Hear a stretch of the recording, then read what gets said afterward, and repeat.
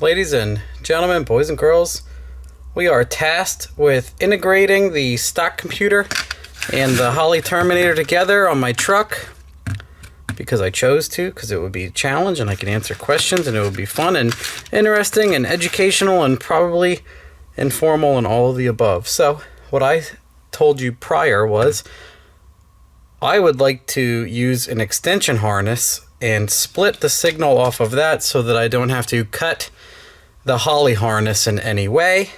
So what I have laid out here for you is some quick things that you need to note and look at and make sure you're doing so you don't get halfway through and screw up like I might do during this, but we will try to edit that out because we're going to try to show you how to do it, not how to screw it up. And if you're following along and screw it up, anyway. So, War Performance was kind enough to send these extensions, and I believe that, I don't know if they're cam and crank or map or whatever specific. So they sent this stuff to me, a little bit longer one, a little bit shorter one. The biggest thing you need to look at here is if you are doing a 24 or a 58X, you're going to essentially be doing the same thing. The issue is, though, inside this crank sensor, there's a tooth. And on this side, it's on the low side. So it matches this connector. So after you make your harness, and if you never check this and you go to plug it in, it hits the tooth and it won't connect. A good example of that tooth is inside this map sensor. So as far as I could look up and find out and confirm, the crank, the 24X crank has a high pin and the 58X has a low. Now this stops you from doing something funny and plugging the wrong things in. But what we're going to do today is plug the wrong things in. So you need to know what to look out for and whatever else. So if you choose a harness that's an extension, and a lot of these MetroPack guys have this same layout, but the tooth is important. You can make sure you get the right tooth. If it's not in the right length or style or whatever you want, you need to know that it might not match with this. Now there's an easy fix to that with a razor blade, and you can just go in here and nick the tooth right off the inside of the connector. Very easy to do, which in fact I did do on one of their harnesses. See, this has a tooth inside so you can connect it. The one I was going to use, I just razored it off. So here, I planned on using this because as far as my knowledge, I haven't crawled under and looked yet. This should match my 24 tooth crank plug from everything I already looked at. I don't have a spare 24 tooth crank plug, so I looked at the 58 and that was the lower one, but I already razored this one to use a 24 tooth plug on it. So this is a 24 tooth plug. That's a 58X, so I can plug them in. They have the same wiring, layout, pinout, everything. They just want to make sure you're not plugging the wrong thing in. So, I digress. You need to check that out and find that stuff out on your own before you do that to make sure that, you know, if you go through all this planning and try to connect it, pull your starter, everything apart, can't plug it in, freak out, you can just razor the connector or figure something out, right, boys? So, you can see on this one where I just gently razored all the teeth out so it's ambiguous, ambidextrous. It will allow me to plug in whatever I want to plug in. So that's the big deal. I looked up and confirmed some diagrams again and again just to make sure that it seems like the top wire is signal no matter what. So this should be the signal wire, and I plan to do this and before releasing the video show it working, obviously. So when you look at this War Performance extension piece and we line up the crank, it's going to be the black wire in this case. Black, white, and red. Now the stock sensors all have, these are stock plugs, so they have stock colors. Obviously a different harness is going to have different colors. Sometimes they color match them. Sometimes that's not cost effective depending on everything you're going to do. What's cool is they have these little clip-on sheath boys. So what I plan to do is completely remove this because it goes back on and off so easy. And when it's not there, it makes it easier. So what we'll do is we'll stow these sensors away. We won't need them anymore. We'll put them away. Put them back in their random sensor bin. So now we have this guy. This is the extension harness. So what I'd like to do is just put it in the middle of this and make it very easy. I don't know what'll work best once I'm under there, but I want to put it in the center of this harness. So, like I said, the top wire is black. So we're just going to go halvesies and nip this guy right here. Dink. And then we are going to take a little skin off, preferably not our fingers. Then I have a spare piece of wire, and I'm going to leave it. God knows how long it is. It's there's tons of extra here, and maybe I can run it directly to the ECU. It's over 6 feet. It's probably 10 feet of wire I have here. Heads up. So this is what I'm going to do. So since this is going back out to the computer, see the computer, my crank wiring is down there, but I haven't decided what I want to do yet. So obviously I'm going to leave some length. So this is going to plug into the crank sensor, and then this is going to go out to the ECU. So what you want to do first is, and I forget this all the time, and I'm glad I'm remembering to tell you guys, that's my new bin. Here's my old bin of shrink wrap. This is an important connection, and I talked about this in the other video, and it should be taken seriously, and you should use some pretty serious gluey boy shrink wrap. So we're going to have 2 wires going in here, and I want to make sure my shrink wrap tubing will slide over the 2 wires and the crimp. Got to do the shrink wrap ahead of time, so it's way too tight. So what do I have laying around? Can I just cut a... One of these is more appropriate, which is why I ran out of them. Dear valued client. So this guy will probably fit over the crimp really nice. It's almost a little snug too, but so what I don't want to do is crimp that and then not be able to fit over the crimp. So maybe what we'll do is we'll just go for it. I'll let you guys know. Oh, they tape them too. Fancy that. So they don't come flying open. So we got nice barrels here. Really nice barrels. So we're gonna, you just have to put the shrink wrap on before you do your final connection, obviously. So we'll do this connection first in case we need to cut it apart. So, like I said, you got these guys. And you smash that thing. And it creates a nice crimp while your timer goes off. So, now that that's crimped, we can see if the guy I wanted to use will fit. And it looks like it's going to be really tight. But it looks like it'll work. That's fine. If it's super snug. Never hurt anybody. At least it won't be loose. So, install it first. Like I said, don't screw yourself there. The rest of this is good, and then smush this thing. So now we'll see. Yeah, a little bit of, we got a stray here. We'll try to manage, and we'll twist and slide it down, and then we're good. And we have a nice clean, very small, and this is the shrink wrap with glue in it. So now that we have all that sorted, we can stow these boys. Actually, these go with it. Stay with me. Pay attention. Here's the heat gun. So, since this is split loom, we can just shove it on over after. We don't have to really worry about it. Let's plug in the heat gun. This is a nice old school heat gun. It'll burn the hell out of things in very low amount of time. So, obviously, a bunch of you might know how to do this, but you heat it up until it shrinks down, and this glue stuff, you should see the glue coming out, or you didn't get it hot enough. And if you have a particularly hot heat gun, you want to keep it moving so you don't burn everything. And maybe I can show you on camera here. This heat gun will actually burn its own cord. It's ridiculous. So you can see the glue came out. Nice waterproof glue boy on both ends. So that glue is in the entire connection now. The whole thing is glued. Nice heavy duty shrink boy.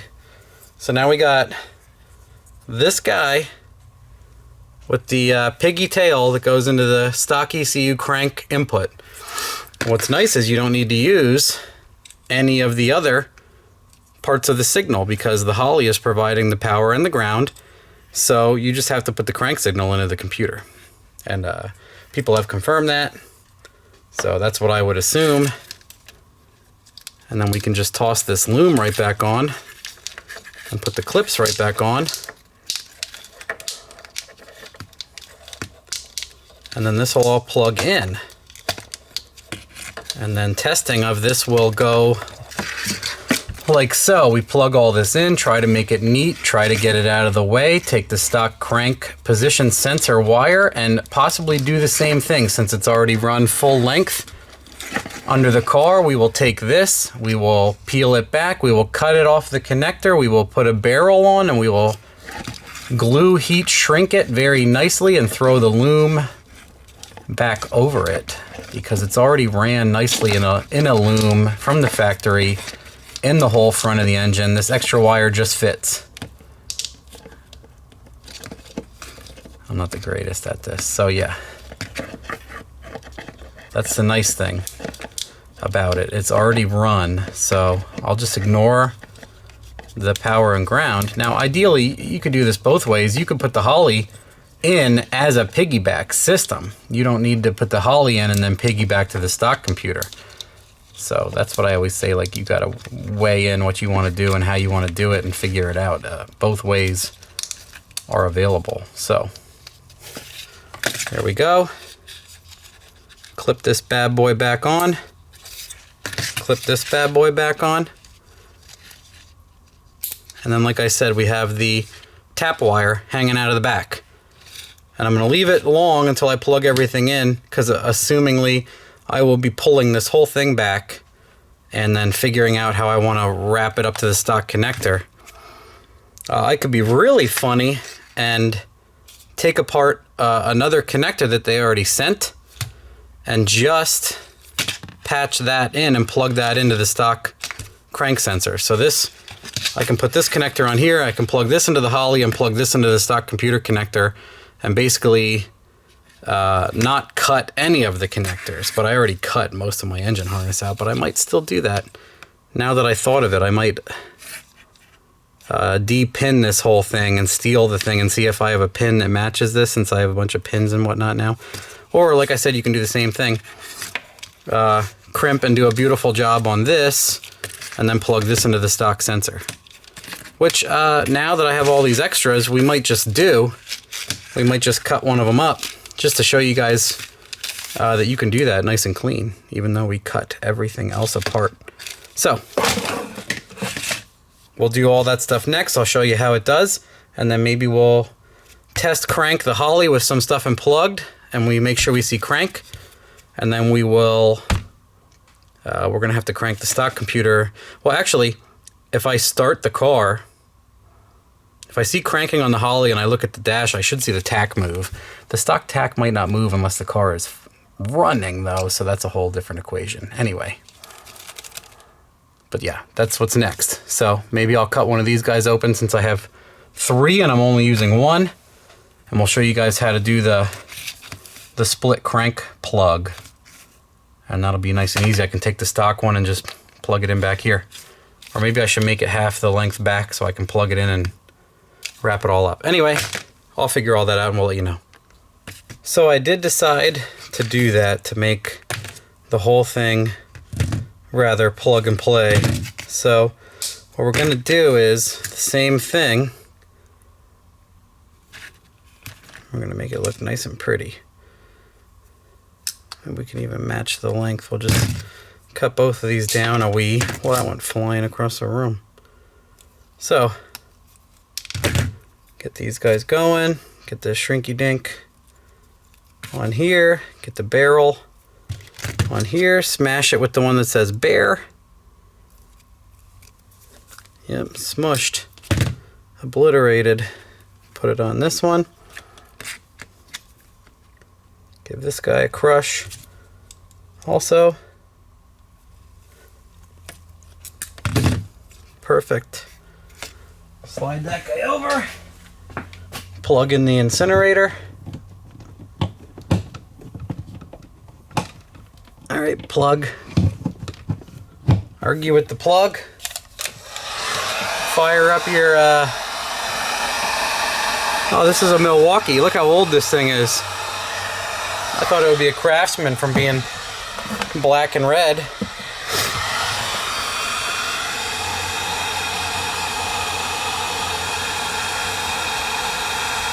We'll shrink and glue this guy. Again, do you see the glue coming out? Yep, we got glue blobs. This thing's warm in like seconds. Turns orange inside there. Alright, so yeah, we got the glue. So that's Holley. This is stock computer crank only. And then for fun, we'll put this guy here. Maybe we won't. Maybe we'll just tape it. Because I took the other guy, and then we'll tape that guy. We'll tape it in the center to try to look professional. And then you put this guy in the loom. And then this is the crank splitter harness. And that's how you doed it. That's all there is. So now we're going to see if it works, and then we see if we publish this or if we do a whole other way. That's why I got extras here in case I screw up. So okay, ladies and gentlemen, I had the starter wire off. I disconnected my battery.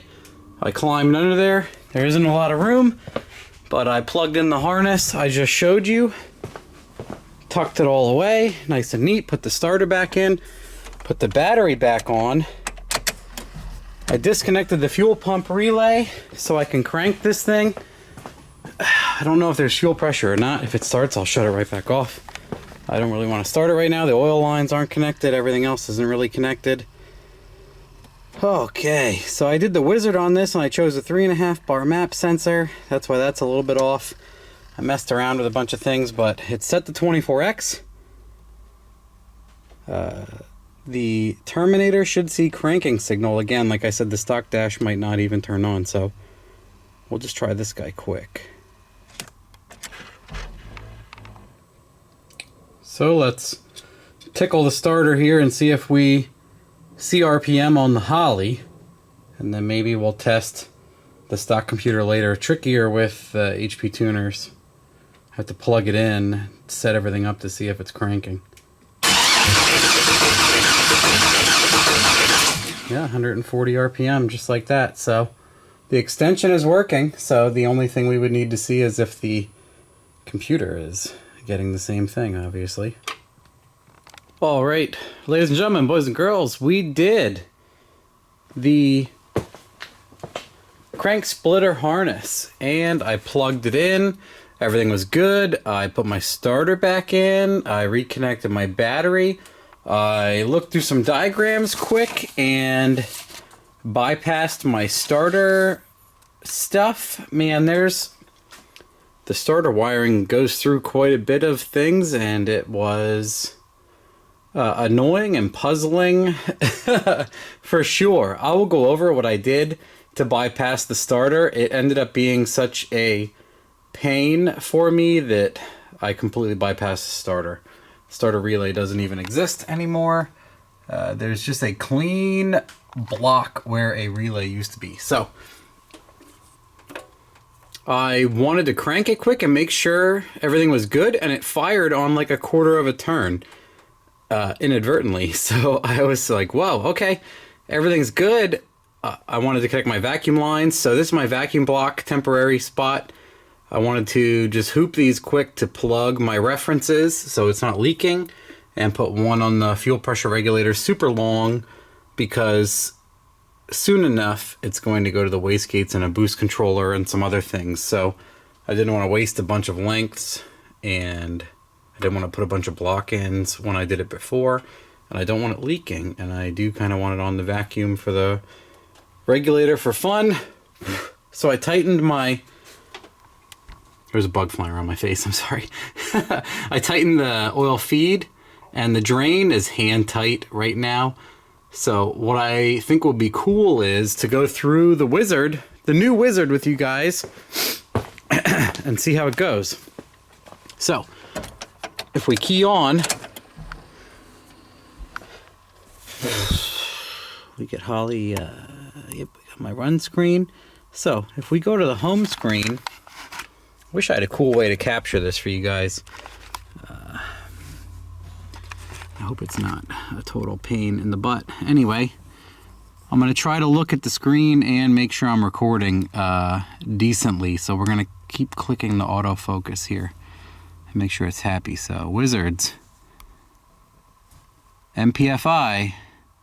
See, now all this is the new Wizard. It has all the cool stuff built in.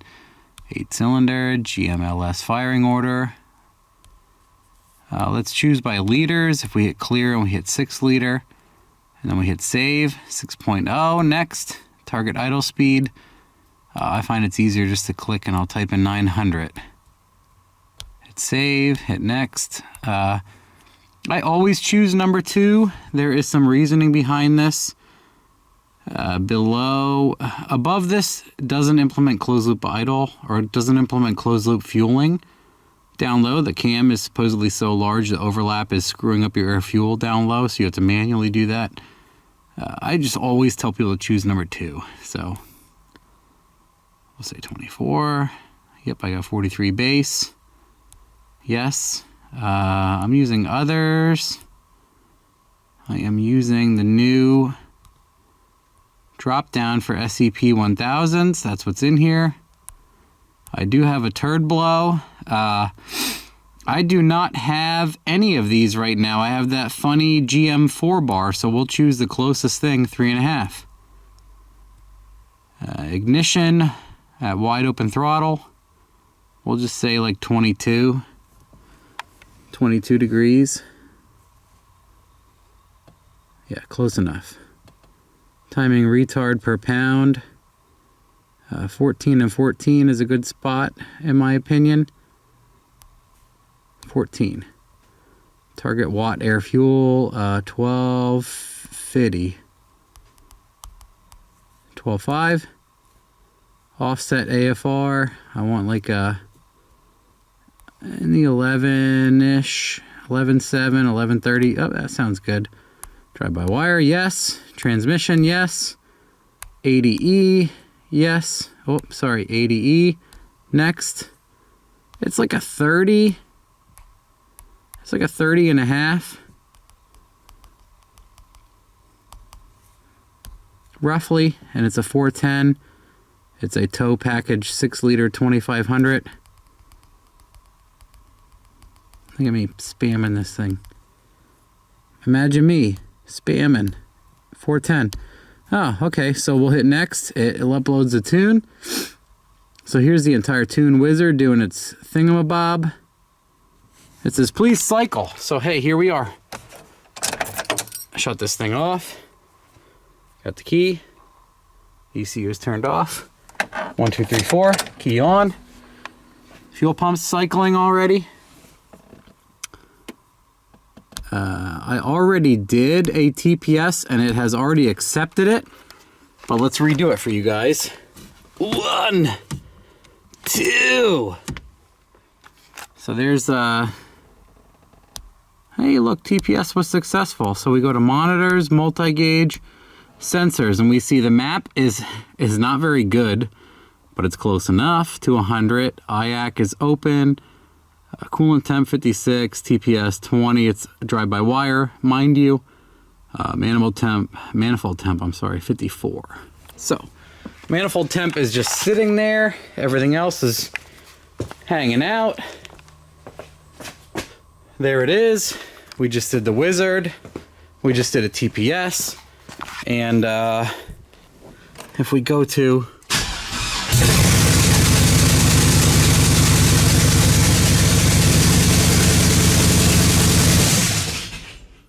runs. It's open header, and it's missing all the connections on the turbo kit, but pretty cool, huh? I didn't really do anything. I just went through. As far as this might seem like a complex setup, I went through the wizard, I clicked a bunch of things, and I hit start, and it fires. Just like that, dead cold. Incredible.